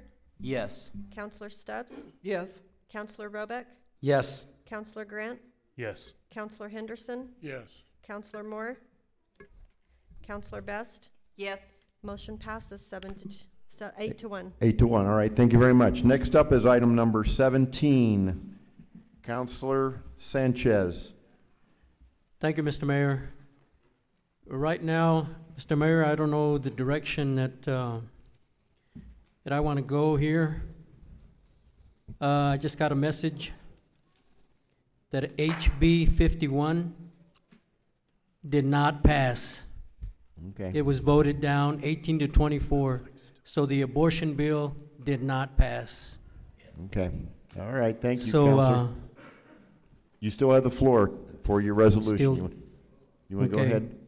Mr. Mayor, I make a motion to consider adopting Resolution 1928, a resolution in support of the unborn. I have a motion by Counselor Sanchez and a second by Counselor Moore to approve Resolution 1928. Mr. Nebb. Yes, sir. Mayor, City Council, just really quickly, and with this newer information as well, I think the Resolution 1928, the resolution in support of the unborn, can be summed up within the first, be it further resolved. and that is by the City Council that it declare its opposition of any law that diminishes the limitations on abortion by the New Mexico legislature. At that, I will leave it here. This did not, even though it was discussed at legal committee, we did not have a resolution in place for that conversation. So this was moved forward with a 5-member council of the City Council for discussion and consideration for tonight. Okay. Thank you. Thank you. Ladies and gentlemen, I have individuals who signed up to speak on this. So at this time, I'm going to ask them to come forward. Once again, the same format that we saw before, exactly the same. I'll call 3 individuals to line up. As that first person gets done, I'll call for another person to fill in the back. That way we move through promptly. First up is Mr. Adcock. Then we have Mr. Perry and Karina Jagar. Jager. All right. So come on up, and you know the drill. Mr. Adcock, once again, set the example. Thank you, Mayor and Council. OL Adcock 3116 in Conto Drive. I tried to kind of condense these into 2 a while ago, but I guess it didn't fit. So we'll continue on. I'm glad to hear that it failed up there in Santa Fe, so that somewhat makes this a moot point, other than they are going to try again. So I'd like to see this pass. And as far as I'd like to make one little quick comment on the constitutionality and oaths. I wore this nation's uniform for 25 years. Took that oath many, many times. And the person that determines what is constitutional is the person taking that oath. It is not some lawyer. It is not some judge. It's that individual that has to make that decision. All right? There's a whole bunch of Germans at the Nuremberg trial tried to claim I was just following orders. And they got hung. Because that doesn't work. Okay? When Mr. Oropeza taking orders from his officers, he mentions orders, taking orders. He never mentioned the fact that there's such a thing as an unlawful order. And it is your duty to not obey an unlawful order. There is such a thing as an unconstitutional law. It is your duty to not enforce an unconstitutional law. And it is you that makes that decision. These police officers out here have a huge amount of discretion. All right, and that's what that discretion is for. So I'll just leave it there. Thank you, Mayor. All right, I will ask, hang on, I got my list here in front of me. Margaret Rodriguez to join the line. Sir, you're next up. Once again, Jason Perry, 3000 Chiquita. Let me just say that it excites my heart to hear the news that the bill did not pass. When I heard the news just a few moments ago as well, I started searching and thinking, and the Bible verse came to Isaiah 65 and verse 24 says, "And it shall come to pass that before they call, I will answer, and while they are speaking, I will hear." And the Lord has definitely done that tonight. And can I just say, I come to you tonight not as a former city councilor and not as a former of knowing anything, but just as a minister of the gospel of Jesus Christ. I can tell you in my 25 years of ministry that I have sat across the desk and I have done a significant amount of counseling with young ladies and with folks that have been through many of these tragedies. And I can't understand what all have been through, but we're past the point with Roe versus Wade with what is trying to happen in our nation right now. We're getting to a point of even as a woman is giving birth, in labor, giving birth, taking the life of a child. And by the grace of God, we do have, according to what our federal is, we have life, liberty, and the pursuit of happiness. And that is the desire that we have. I'm grateful for what has happened in Santa Fe tonight. But my prayer is that we don't follow through as what we do expect is later on with the state again. So I'm grateful for what's happened so far. Thank you. All right. Thank you, sir. Next, I'll ask Molly Boyle to join the line. Come on. You can get closer.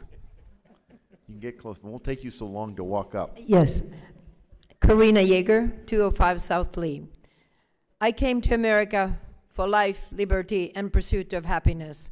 And in my conscience, I support life from conception to natural death. So I'm also happy to hear that the bill, House Bill 51, did not pass tonight. There are, though, considerations, I'm sure, happening until now in Albuquerque, in spite of the statute that was going to be repealed right now. There is an abortion clinic where people from around the world, not to mention from around the states, are coming for these full-term abortions. I'm not even going there what is done with these full-term babies or babies born through abortion or that are being aborted. So I support marriage. Most abortions are done to unmarried young women. We need to teach our young women and young men to say no to illicit relationships. And then the couples, husband and wife, father and mother, they educate their children to stand firm and do the same thing. In other words, get married and then have children, and then between husband and wife you decide how many children you're going to have. Abortion is unfortunately now used as birth control to these unmarried young women, and that is truly a tragedy in America, whether it's in China. In Europe, by the way, abortion is only for 3 months. In other words, first trimester, hardly any abortions. In the communist world, abortions were used in Soviet Union. Current Russia is not supporting, current Russian Federation is not supporting abortion and is supporting husband-wife marriage. Thank you, Mayor and City Councilors. All right, thank you. I have no one to add to the list. Chief, I know go ahead. There's some noise coming out of there. I'm not sure if it's fair to the folks on that side of the room being able to hear everything. Can you ask the folks out there to kind of move their discussions further away? They don't have to get quiet. They just need to be further away. Come on up. Thank you very much. My name is Margaret Rodriguez, and I live at 512 South Pine Avenue. First of all, I want to say I have been here now for 46 years, 45 years. And in that period of time, this is the first time that this issue has been made into such a public event. And that really gives me great hope. When abortion was made legal back in 1973, which is going on for 46 years, abortion was made legal through all 9 months of pregnancy. A lot of people did not realize that. All states except 7 put restrictions on the abortion. Most states said not after 3 months. Good old New Mexico, with 6 others, kept it the way it was. Many people do not know that for 46 years it has been legal to kill a child, a preborn and up to birth child in New Mexico. I think people have become really shocked and really informed when our new governor even elaborated upon the law by saying that if the baby survives a botched abortion, it is to be left to die unless the doctor and the mother have a discussion and decide if they'll let the baby die or if they will try to revive it. Recently, at the largest abortion clinic in New Mexico, which is housed in Albuquerque. It is the most, we have 4 in the United States. Albuquerque pro-abortion people boast of us having the largest and most modern. Recently, they have had 23 botched abortions. That means the baby has survived. This new law will change that if the mother and the doctor agree. It's a very tragic thing, but I almost thank Mayor Cuomo. He first brought it to everybody's attention back in New York. When you have worked in this ministry for 46 years, you have seen the pain and anguish and guilt of the women who regret their abortion. So, and this was great news about it not passing the Senate today. Hopefully, our governor will go along with it. Thank you very much for letting me speak. Thank you, Ms. Ball. And this exhausts my list. I do know there is one more individual that would like to be able to speak if you're calling, but I don't know. My name is Molly Boyles, 601 Tierra Berenda. Again, I'll try to keep it brief. I'm going to borrow some memes off the internet. You know, here in the United States, we have severe penalties for destroying eagle eggs or turtle eggs, but human children in the womb with a heartbeat, with feelings, are being dismembered and killed. I am very happy to hear that the bill did not pass, but I do think that it would be a great thing for our city to declare that we believe in the sanctity of life. You know, birth control is readily available for those who choose to engage in sexual activity. It's easy, it's free in most instances.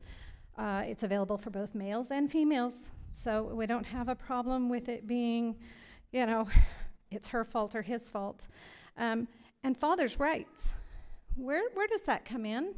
When a woman is pregnant, where do the father's rights come in when it comes to the woman choosing to abort a child that belongs to the boyfriend, the husband, whoever it may be? And also, again, borrowing from the internet, if life ends when the heart quits beating, why does life not begin when the heart starts beating? It's murder. If you choose to kill a child with a heartbeat. So I will just leave that there. I thank you very much for the consideration of making this a safe place for children. Thank you. All right, thank you. That exhausts my list. I have Councilor Grant. I'm sorry, Councilor Sanchez still has the floor. Councilor, do you want to make a comment before we go to the other councilors? Yes, sir. Sorry. First of all, I just want to thank all those that have been praying. God did answer our prayers. The other thing, I want to thank Margaret. Margaret has taken a stand all these years, and I just want to thank her for that. We need to continue to pray for those states that have passed laws or have laws that allow abortions up to when the baby is born. We can't quit. You know, as a young man, when the issue came up in the 60s and the early 70s, I stood against abortion, but I just stood against it. I never spoke up. I would always say somebody else will speak up. But this time when this bill came to the state, I told myself it's time to take a stand and speak for those that don't have a voice. Ladies and gentlemen, 60 million babies have been aborted. 60 million lives have been taken. It just grieves my heart. But again, I just want to thank you that have been praying. Thank you so much. I yield. Thank you, Counselor. One other thing I forgot to do, I wanted to ask in this one also for a show of hands. I'll ask for those who are in support of this resolution, Resolution 19-28, to please raise one hand. All right, thank you. Anyone in opposition to Resolution 1928, if you'll raise your hand.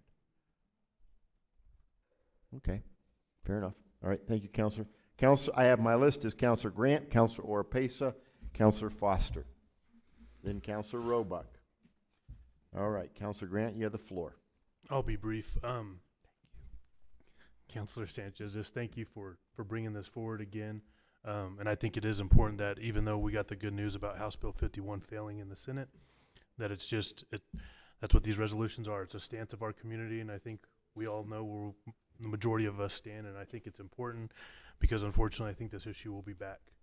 And so I hope we continue to take a stand on it, and just appreciate you bringing this forward. Thank you. All right, thank you, Counselor. Counselor Oropesa, Counselor Foster, and then Counselor Roebuck. Counselor Oropesa, you have the floor. There you go. Thank you, Mr. Mayor. I just have a brief comments as well. I understand this is a very controversial issue, and I am not one to support abortion. If we are talking about normal pregnancy. However, the reality is that some women are forced in getting pregnant by individuals that force themselves onto them. And unfortunately, we have issues such as incest that happen. And so my belief is that even though I don't believe in abortion and I don't condone abortion, I believe that there are certain circumstances that have to be looked at on an individual basis. And I think at that point in time is between the woman and the doctor to make the determination. And there are other cases where a child may not be fully developed, or the doctor has determined some kind of, I don't know, disability or whatever, and determined that this child is not going to have a normal life. And again, I think those are the issues that need to be discussed between the woman and the doctors. I certainly do not want to sit here and be the judge and jury of individuals that take actions to abort for legitimate reasons. Again, based on just a normal pregnancy, I have a hard time supporting abortion in that situation. Thank you, Mr. Mayor. Thank you, Counselor. I have Counselor Foster, Counselor Roebuck, and that will exhaust my list. Counselor Foster, you have the floor. Thank you, Mayor. For years, my stance on abortion was I would never have one, so I didn't have an opinion. But that all changed when I read a book by Francine Rivers, Atonement Child. And it was then that I realized there was 3 parts to our present abortion issue: the child, the unprepared mother, and the medical professionals. A majority of our prayers and anguish goes towards the child, for the child was supposed to be valued in our society. Unfortunately, since all the focus is on the lost child, lack of prayers and caring for the other 2/3 of the equation occurs. According to my belief, the child is in a much better place. We will miss it, and I do believe our world is a lot worse off without them here. The woman and the medical professional carry the grief and need our love and prayers, but instead of love and prayers, they get hate and condemnation. According to my Judeo-Christian beliefs, I was raised with ours was not to judge and definitely not to condemn. All this being said, I am against abortion. It is not a form of birth control, much like suicide is not a permanent solution to or much like suicide, it is a permanent solution to a temporary problem. According to the CDC, 4% of the abortions in this country are because of physical health of the mother. Less than 0.5%, less than 0.5% is because of victim of rape. But I do think we keep hearing it defined as a woman's health issue. Physical health problems, 4%. Fetal health problems, 3%. These are all CDC percentages. And then the 1 or 0.5% are victim of rape. The other, well, 92.5% are for, it would interfere with my education or career, not mature enough to raise a child, don't want to be a single mother, done having children, can't afford a baby, not ready for a child. We've lost 54 million children since Roe Wade. I believe in that 54 million, we had the cure for cancer. We had the cure for Alzheimer's, all kinds of cures that plague this world still. I made that comment to an associate who said yes, and probably there was a Hitler among those 54 million. And my comment to her was, well, we've had Hitler, and we've dealt with Hitler. Hitler hasn't caused as many deaths as Roe Wade has. I do believe that we've got to do something, but I also, and like I said, I'm against abortion, but I also think we've got to help our society to fund adoptions. In this country, an adoption is between $35,000 and $45,000. An abortion is $400 to $500. Our federal government will pay for the abortion, but our couples seeking babies are having to come up with the $35,000 to $45,000. So I would like to add an amendment to this resolution, Mayor. You have the floor, Counselor. I would like to add, be it further resolved that the City Council supports adoption as an alternative to abortion and encourages the state and federal government to support adoption at higher levels and enact legislation to ease the burden of adoption. I have a motion by Counselor Foster to amend Resolution 1928. This is your regular item 17. I have a second by Counselor Best. We are now on the proposed amendment to the resolution. Counselor Foster still has the floor. When I first saw this resolution, the only problem I had was we're just listing a problem. We weren't listing a solution.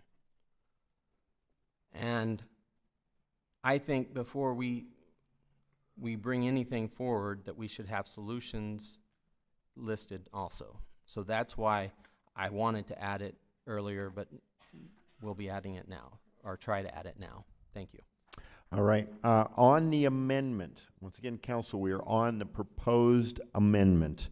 I have Counselor Best wishing to speak on that. Counselor Robach, we'll come back to you after we conclude acting on the proposed amendment. So at this point, I only have Counselor Best wishing to speak on the proposed amendment. Counselor Best, you have the floor. As long as I've been in City Council, I've always asked my constituents. A little closer. Oh, me? Yeah, Oh. you. I've always asked my constituents to bring a solution to the problem. It makes it easier on everybody, and this is a perfect way to bring a solution to the problem of abortion. And we have, I don't have numbers, I didn't go into this, but we have billions and billions of babies out there that need mamas and daddies. And they're just sitting, and we need to find them homes. So this is a perfect solution to the problem that is in front of us. Thank you. All right, I have Councilor Sanchez on the amendment. Councilor Sanchez, you have the floor. Thank you, Mr. Mayor. You know, adoption has been out there forever.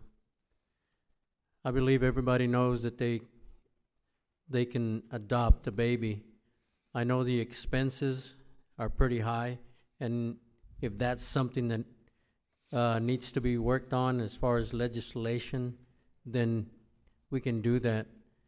But as far as this resolution, for me, it's all about the abortion part of it, not the adoption that Councilor Foster has amended. Thank you. All right, I have no one else on the amendment. I will ask for a roll call vote on the proposed amendment. A yes or aye approves the amendment. Councilors, you have it in front of you. The yellow highlighted section are the words that Councilor Foster would propose to add. I will read those briefly. It is further resolved that the City Council supports adoptions as an alternative to abortion and encourages state and federal governments to support adoption at higher levels and enact legislation to ease the burden of adoption. A yes or aye approves the amendment only.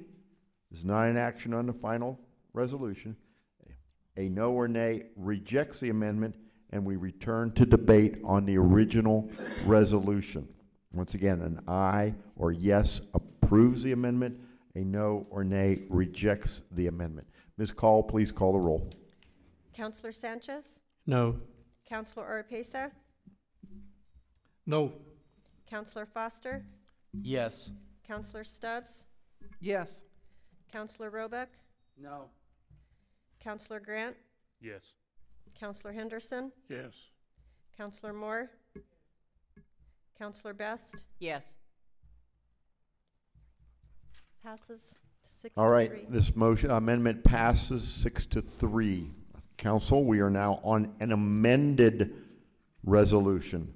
On this matter, I have Councilor Roebuck wishing to speak, and at this point, that exhausts my list. Councilor Roebuck on the amended motion, resolution, excuse me, the amended resolution. Thank you, Mr. Mayor.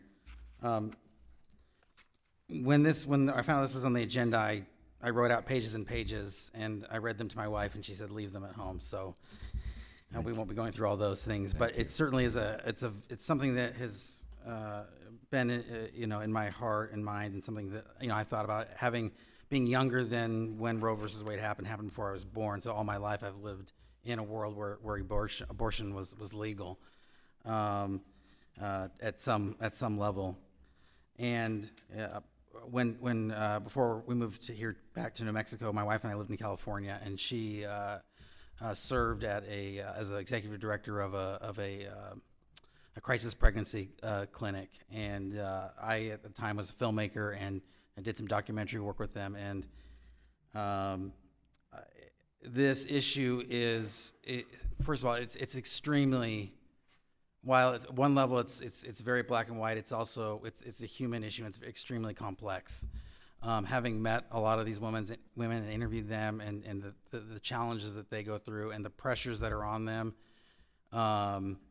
it's insane. And it really, to me, underlies some deeper problems that we have as a society, where we are really struggling with what is more important. Is self-expression the most important thing, or is duty to our community and to our family the most important thing? And my wife has had 3 pregnancies, all successful. I've got 3 wonderful children, and pregnancy is not an easy thing, and obviously I don't know that personally, but just to see that what my wife went through, physically, emotionally, the birthing process is probably the most violent thing that we apply the word natural to, that happens. And so I think I support this resolution, and certainly anything that we can do on a legal standpoint is important. But I don't want us to forget that the more important battles are this legal battle, this legal stuff. This is about politicians and media, and it's about a lot of people, getting upset. But the real battles are the things that my wife did and her volunteers did, and when they sat down with these women and met them where they're at, loved them, cared for them, and I really encourage those of you who really believe in this resolution and believe this to support the unborn, not to forget the pressures that as a society we put on these women and put them in these really hard and awful situations, have to make this really, really difficult choice. And I hope that as a society we start trending the other way to make those things, ultimately the best thing would be that we wouldn't have to have a law, because we would just do what we believe and know is right. So thank you, Mr. Mayor. Thank you. That exhausts my list. Oh, Councilor Moore, you snuck in on me. Go ahead, Councilor, you have the floor. Gently. There you go. I wasn't going to speak on this, but the reason I chose to, because I have a story of my own. As a teenager, I had the option. I actually went to have an abortion because I felt I didn't have a choice. And so someone talked to me and convinced me to put my children up for adoption. And it was a difficult choice. When you have a choice, my option is to have a choice. And so I put a set of twins up for adoption. And was it difficult? Yes. But it's like my point about this is that you have the option. And that's why I agreed to adding to this. The information on adoption is expensive and all that, and I get that. But it was an option, a choice that we had as women. So this is a sad situation that we come to a place where they don't think a life is a life. But at that age, I didn't think I knew any better. And until someone gave me a choice, an option, I thought that was my only option.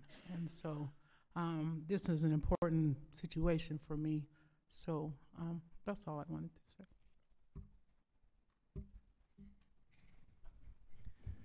Excuse me, I was getting lectured by the city clerk. She does that very well. That exhausts my list. At this point, I will call for a roll call vote on the amended resolution. A yes or aye approves the resolution 19-28, a resolution in support of the unborn, as amended. A no or nay rejects it. Once again, a yes or aye approves the resolution. A no or nay rejects the amended resolution. Ms. Call, please call the roll. Councilor Sanchez, Yes, with an explanation. Councilor Oropesa, No. Councilor Foster, Yes. Councilor Stubbs, Me, I'm sorry. Yeah. I abstained with an explanation, please. Councilor Robeck, Yes. Councilor Grant, Yes. Councilor Henderson, Yes. Councilor Moore, Councilor Best, Yes. I have Councilor Sanchez, you have the floor. Thank you, Mr. Mayor. The resolution was brought forth because it's about the abortion part of it. And this is just a resolution saying that we support the unborn. If this had been an ordinance, then I wouldn't mind the adoption amended, put on there. But this is just a resolution supporting the unborn. And, at the pregnancy center, when a young lady comes in, they explain to her that adoption's there for them. And again, we do have agencies for adoption. And that's why I wanted to keep this separated, because this was all about the abortion part of it, not the adoption. But I still voted yes because this is something that I I do support. Thank you. Thank you, Counselor. Counselor Stubbs, you have the floor. Thank you, Mr. Mayor. As of this month, I guess, I've served 17 years on this council one time or another, and this is the hardest vote I think I've ever had to take because of some personal situations and knowledge and life experiences. I feel that I probably would not have voted in the manner in which my constituency would have chosen me to. So I did decide to abstain. Thank you very much. Thank you, Counselor. Ladies and gentlemen, we're going to be taking a recess. Before we do, I'd like to elaborate on what you observed this evening. You observed passionately held positions articulated in a dignified and heartfelt way. You saw people feeling free to speak in ways that was different than the majority in this room liked. And the beauty of it was, in this community, nobody is intimidated. We are free people. We are honorable people. We don't agree. We sure as heck don't agree on everything. But everybody here had an opportunity to speak in a dignified way, and they were treated with dignity. And for that, I personally thank you all. And I appreciate your tolerance of the formality, but it ensures the dignity of those around us. And I think this speaks incredibly highly of this community, because there are other places in this country you would not have this level of dignity and this level of respect for each other. I'm very proud of this council. I'm very proud of this community. Ms. Call, we're going to be in recess. It's 8:13 now. We will reconvene at 8:20.